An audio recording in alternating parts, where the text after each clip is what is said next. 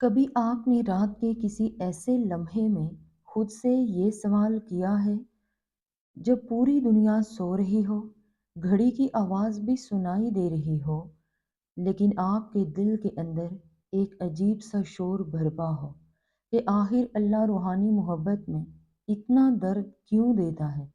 کیوں کچھ لوگ ہماری زندگی میں آتے ہیں اور پھر ہماری روح کا حصہ بن جاتے ہیں؟ کیوں ان کی یاد وقت گزرنے کے ساتھ کم ہونے کی بجائے اور زیادہ گہری ہوتی جاتی ہے؟ کیوں ان کا نام سنتے ہی دل کی دھڑکن بدل جاتی ہے؟ کیوں ان کی خاموشی ہمارے لیے سینکڑوں الفاظ سے زیادہ بھاری محسوس ہوتی ہے؟ اور سب سے بڑا سوال یہ ہے کہ اگر اللہ دلوں کا مالک ہے، اگر وہ چاہے تو ہر مشکل آسان ہو سکتی ہے، تو پھر وہ ایک سچی محبت کو اتنی آزمائشوں، اتنے انتظار اور اتنے درد سے کیوں گزارتا ہے؟ شاید آج آپ بھی اس سوال کا جواب تلاش کر رہے ہیں۔ شاید آپ بھی کسی ایسے شخص کی یاد میں جی رہے ہیں جو آپ کے پاس نہیں ہے، لیکن پھر بھی آپ کے دل کے سب سے قریب ہے۔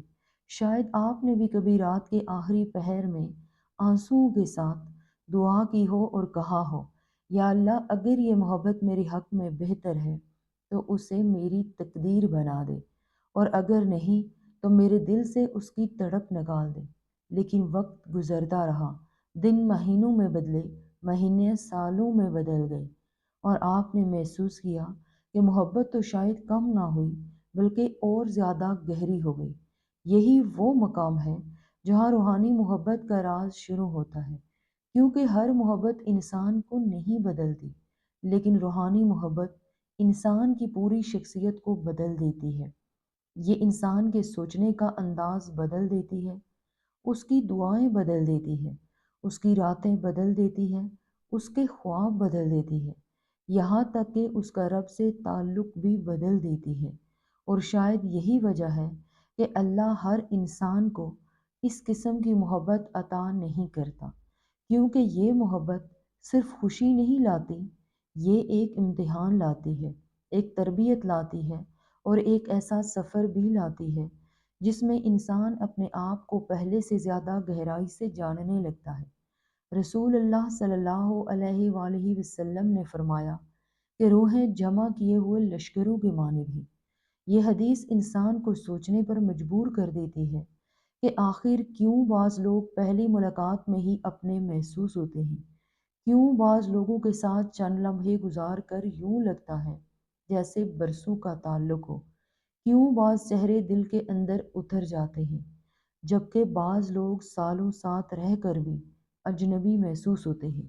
شاید اس لیے کہ انسان صرف جسم نہیں، روح بھی ہے، اور روح کے تعلقات جسمانی تعلقات سے کہیں زیادہ گہرے ہوتے ہیں۔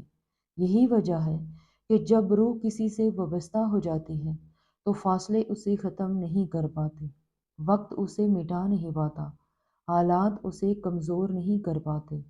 انسان چاہے ہزار مرتبہ خود کو سمجھائے کہ آگے بڑھ جاؤ، بھول جاؤ، خود کو بدل لو، لیکن دل پھر بھی اسی طرف لوٹ جاتا ہے۔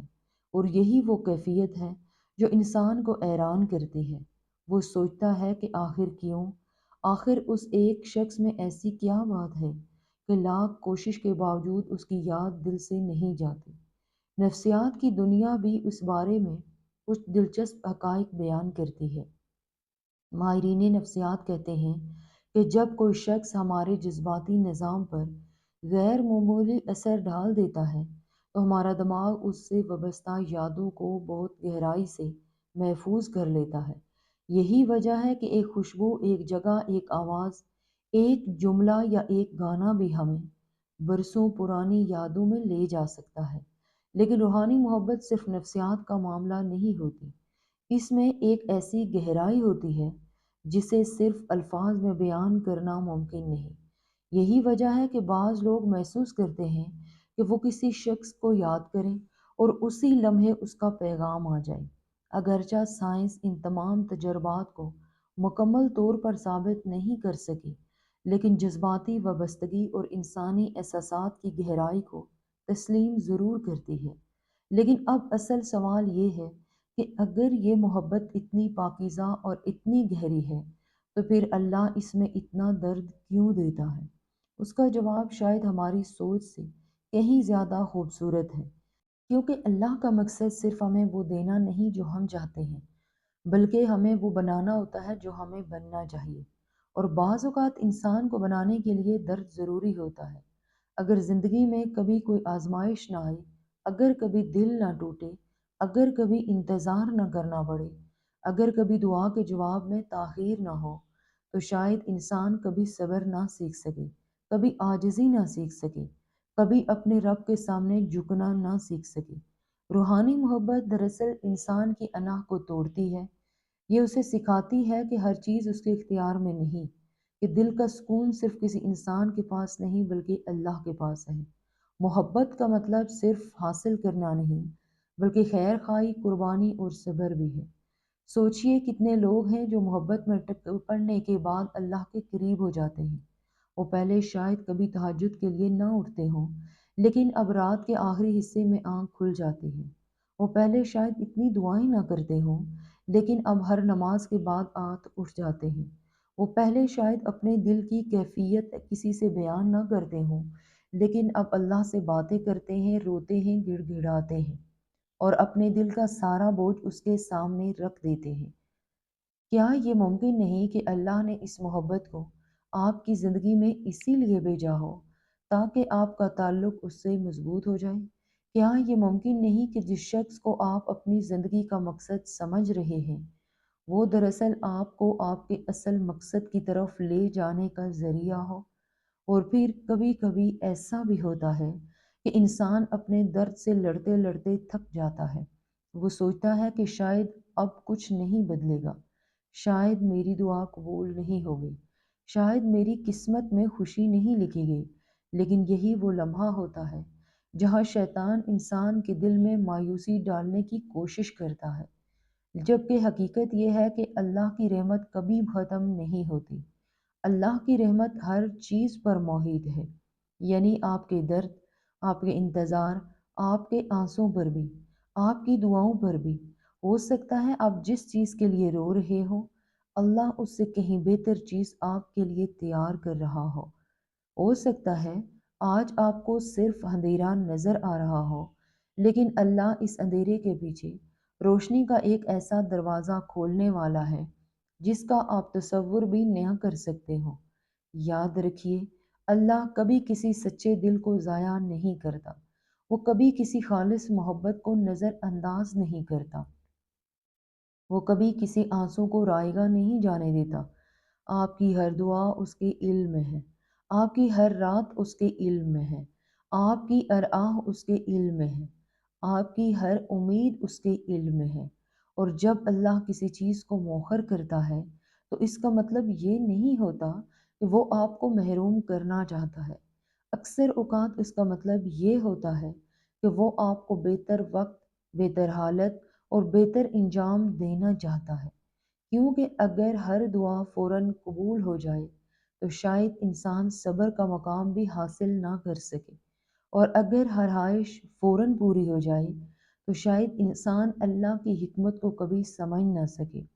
इसलिए अगर आज आप किसी ऐसे दर्द से गुज़र रहे हैं, जो आपको अंदर ही अंदर खाए जा रहा है, अगर आप किसी ऐसे शख्स की याद में जी रहे हैं, जिसे भुलाना आपके लिए मुमकिन नहीं, अगर आपकी दुआएं अभी तक कबूल होती नज़र नहीं आ रही, तो अपने रब से बदगुमान मत हो सकता है आपकी कहानी अभी मुकम्मल ही ना हुई हो सकता है अल्लाह अभी आपके लिए वो बाब लिख रहा हो जिसे पढ़कर आपकी आंखों से खुशी के आंसू निकल आए।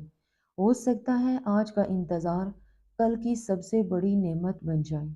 हो सकता है आज की जुदाई की सबसे खूबसूरत मुलाकात का पेश खेमा हो सकता है जिस दर्द को आप अपनी तबाही समझ रहे हैं, वही दर्द आपकी रूह की सबसे बड़ी तामीर का सबब बन रहा हो।